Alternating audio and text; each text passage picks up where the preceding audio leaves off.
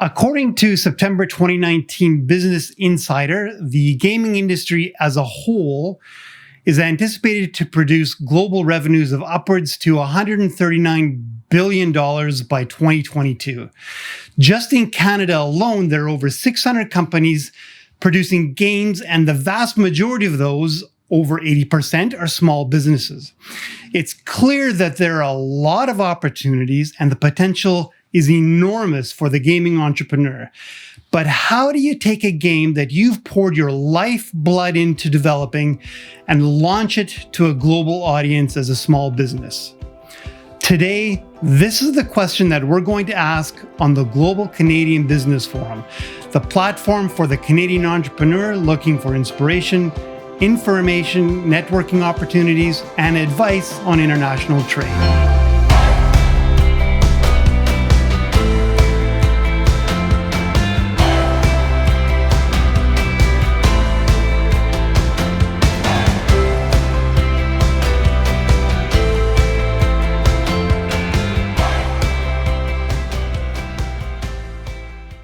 My next guest is Jean Leggett, who, along with her husband Blair, created One More Story Games. Jean oversees the business development, marketing, and finance aspects of the company and has been invited to speak around the world. We're delighted that you could join us, Jean. Welcome to the Global Canadian Business Forum. Thanks very much, Alan. I am looking forward to our discussion. Jean, before we get started, I wonder if you could speak a little bit about One More Story Games. Sure. I'm the co-founder. I would call myself the hustler to Blair's hacker. So I handle all of the outreach and I'm the face of the company and the projects that we're working on. And Blair is the chief technical officer. So his focus is on developing the software that we've built. So we were trying to create a niche for ourselves in the games market by developing software for writers who don't know how to code to make story-based video games. So that's our focus. And it's morphed into something different from what we had originally envisioned. So it's opened us up to a lot of different markets as a result. I think often that's the case with entrepreneurs. You start out with one direction and you end up in something completely different. Yes, absolutely. So we have actually, a couple of summers ago, we did summer camps with kids to see if we had made the software easy enough for adults. We figure if children can master it, then the adults will be just fine. So what we fell into was this additional revenue stream of edtech technology. And that's also led to having a lot of different opportunities to speak around the world, in addition to our talking about our studio and the unique projects that we're working on. So I've got the technical skills. I've created what I think is a killer game, but I need to get this out to the global market.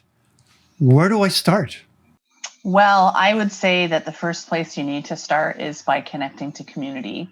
So we're fortunate that in the world that we live in, which is very technical based, especially in the games industry, if you're a games developer, and let me just pause for a second to say that the largest segment of games is 47% of games live on mobile.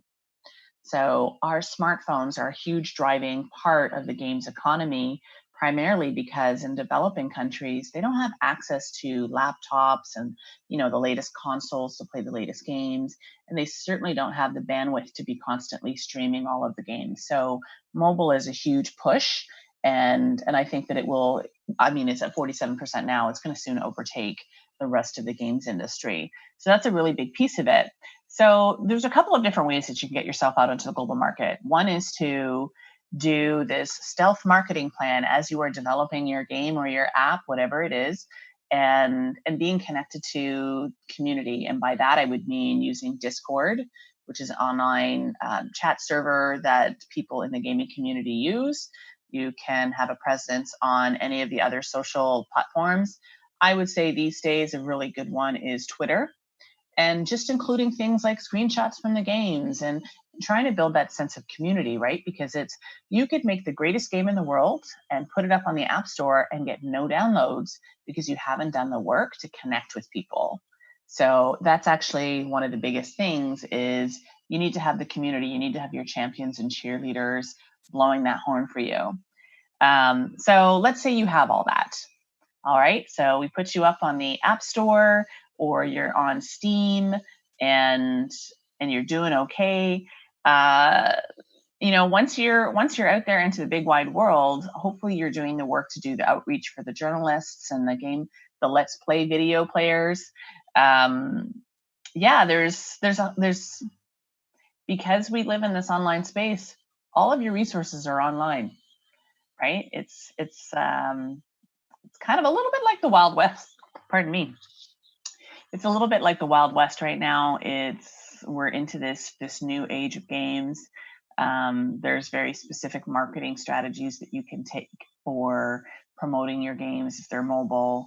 There's a lot, Alan.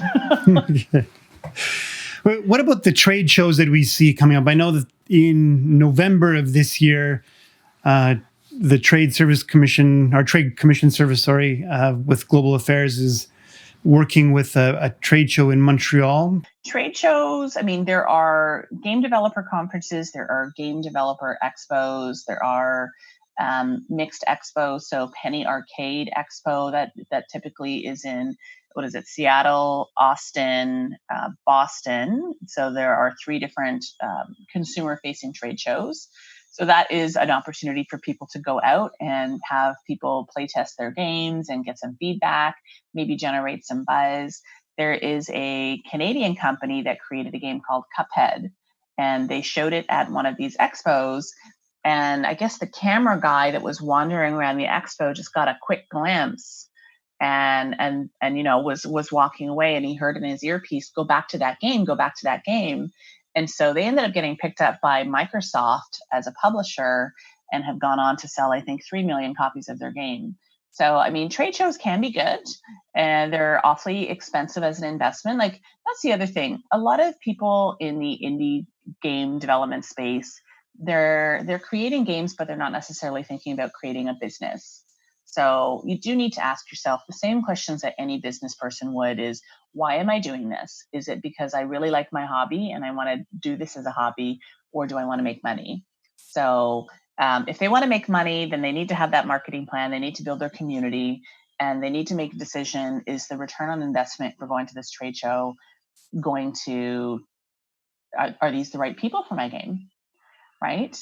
That's a really big piece of it. There are some really great resources out there for game developers. So, for example, here in Ontario, there's an organization called Ontario Creates, and people might know them as what were they called before? Ontario Media Development Corporation. So they've rebranded to Ontario Creates, and they have what's called a Global Export Fund.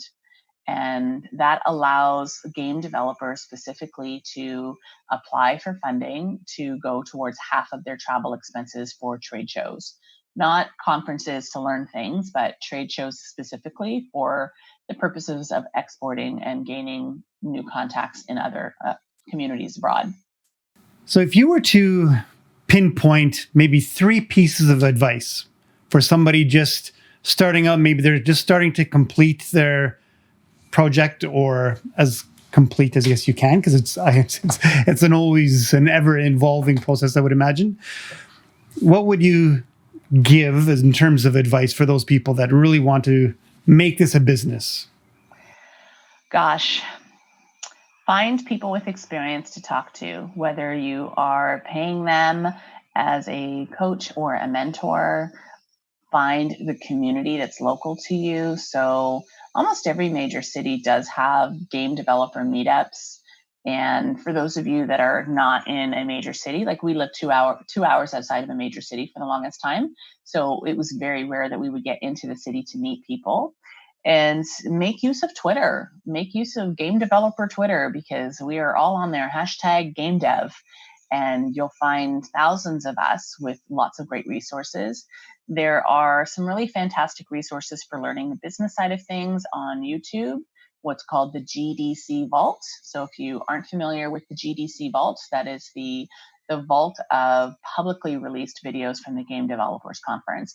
And there's such a huge gamut of stuff about marketing and strategies for optimizing your analytics in your whether you're doing mobile or console or whatever.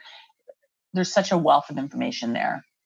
And I think lastly is be genuine in what it is that you're doing and show up and be consistent about it.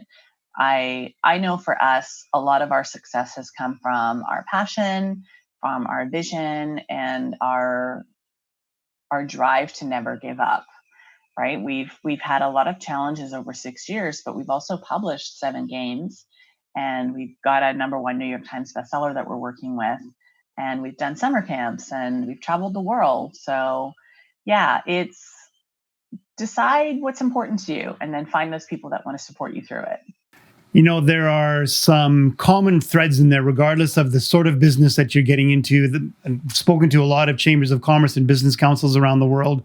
And when we pose this question, the #1 piece of advice that comes out is always persistence, grit, getting out there, doing the work, and keeping to it. Because if you don't have that passion, if you don't have that persistence, it just won't come to fruition. And, there's a reason why they say your first 10 attempts are going to be really awful. And like they say, overnight businesses are, an overnight success. Uber and Airbnb were not household names until they were into their year 7. So this is about playing the long game. There's a lot of young and less experienced developers out there who think that they're going to make a hit game and it's going to be, but I'm trying to remember, I think it was Flappy Birds or Angry Birds, one of them. They had gone through 40 different iterations of various game ideas before they came across the one that was, again, I can't remember if it was Flappy Birds or Angry Birds, but 40 iterations, right? So your brilliant idea is not going to usually come at idea #1. If you are, you're very blessed. But this is not about buying a lottery ticket. This is about working hard at something that's meaningful to you. And there are rewards with doing things that are meaningful for you, not just the money piece of it, but work on building that community. And oftentimes what happens is you build that community and then people want to champion you and people want to give you opportunities. And, a lot of game developers don't necessarily get by just from the sales of their games. A lot of them are getting by from doing work for hire for other larger studios that are making money from their games. So how you show up in the game industry and in the games community leads to a lot of other opportunities, or it can get you on somebody's blacklist. So same rules apply for any other type of business. It's be nice. Jean, thank you so much for joining us today. Thanks very much, Alan. Appreciate it. Take care. And for all those watching, if you enjoyed the video, please like it. If you'd like to participate in one of these conversations, comment below. We'd love to hear from you. Until next time.